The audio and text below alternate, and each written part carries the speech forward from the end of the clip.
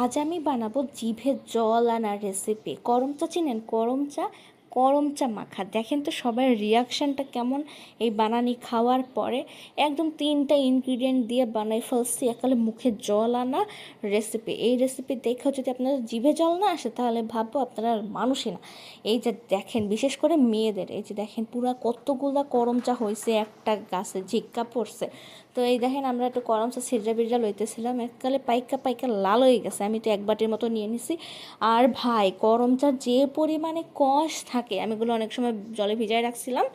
এই যে দেখেন সবগুলো সুন্দর করে ধুয়ে নিছি। এখন আমি মরিচ পোড়াবো, তাই জন্য আমি মোমবাতিতে এরকম পোড়া মরিচ দিয়া আমি মাখবো করম চা।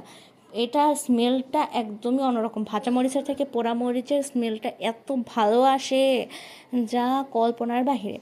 তো এটা অবশ্যই আপনারা ট্রাই করে দেখবেন যে ভাজা মরিচ দিয়ে কেমন লাগে। তো আমি মোমবাতি দিয়া এগুলো হচ্ছে সুন্দর করে পোড়ায়া নিতেছিলাম। 4টা মরিচ নিয়ে নিছি। ঝাল বেশি হইলে খাইতে আরও বেশি স্বাদ লাগে।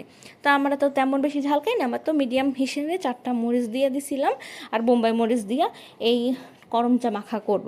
তো এই দেখেন আমি করম চাগুলো আর কেচি দিয়া সুন্দর 3-4 ভাগ করে নিতেছিলাম। হ্যাঁ, কারণ করম চা ভিতরে আঠি আছে, তো ছুরি দিয়ে ভালো মতো কাটা যায় না, তাই জন্য আমি কেচি দিয়ে সুন্দর করে কাটতে নিছি করম চাগুলা। কাটার পরে অনেক সুন্দর করে মাখছি, এত টেস্টি হয়েছে। আর আপনারা করম চা কে কে চিনেন আর কে কে চিনেন না একটু কমেন্টে জানাইয়েন তো।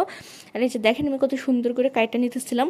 আর যেগুলো হচ্ছে গিয়ে পাকা করম, যেগুলো তো একদম লাল লাল লাগে দেখতে, যতটা সুন্দর খাইতে তারও বেশি সুন্দর। এই যে দেখেন সব আমি একদম পিস পিস করে কাইটা নিছি। একটু সামান্য পরিমাণ লবণ নিয়ে নিছি। এখন যে ভাজা মরিচগুলো আছে, মানে একদম পুরানো যে মরিচ, ওইগুলো আমি সুন্দর কইরা একদম ডইলা ডইলা মাইখানি আর দিয়ে দিছি আমি কিছু পরিমাণ বোম্বাই মরিচের ফ্লেভার আর শুকনো মরিচের ফ্লেভার যখন একলগে মিলে, উফ, স্বর্গ লাগে, স্বর্গ। এই যে দেখেন আমি বোম্বাই মরিচগুলো একদম মইত্তা মাইখা লইতেছিলাম। এগুলো মাখার পরে হচ্ছে গিয়ে প্রথমে লবণ দিয়ে আমি এগুলো মধ্যে নিতেছিলাম, তাহলে সুন্দর করে মরিচগুলো একদম থেতলো হয়ে যাবে, তাই জন্য। তো এরপরে আমি এর ভিতরে দিয়ে দিব চিনি, বেশ খানিকটা চিনি দিয়ে দিব, কারণ করমটা এত টক, যে যে খাইছেন সে জানেন যে করমটা কি পরিমাণে চুক্কা হইতে পারে, একগালে মাথা ধরাইয়া দেয় এরম চুক্কা। তো এই যে দেখেন আমি একটা টেস্ট করে দেখছিলাম, মানে প্রচণ্ড টক। তারপর আমি আবার চিনি দিছি, আবার লবণ দিছি, তারপরে একটু ঠিক হয়েছে। তো আমার মনে হয় ঝালটা কম হয়েছে। তারপরে আমি আরও বোম্বাই মরিচ দিয়ে দিছি। বোম্বাই মরিচ দিয়া মরিচগুলো সুন্দর থেতলাইয়া বেতলাইয়া কইরা আবার সুন্দর করে একালে কষলাইয়া মাইখা লইছি যেন জল বাইরিয়ে যায়। এই যে দেখেন কত সুন্দর একটা কালার হচ্ছে। আর যে যেটার জল, ওই যে সরু রাখায়, ওইটার টেস্ট তো আরও মজার। দেখছেন কত সুন্দর কালার হয়েছে, এককালে লাল লাল।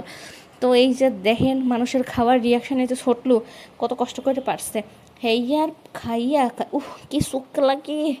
এই যে দেখেন সবাই কি একালে সাইডটা খাইতে আসে, এত টক। তো সবার ভালো লাগছে, আশা করি ভিডিওটা আপনাকে ভালো লাগবে। Thank you so much for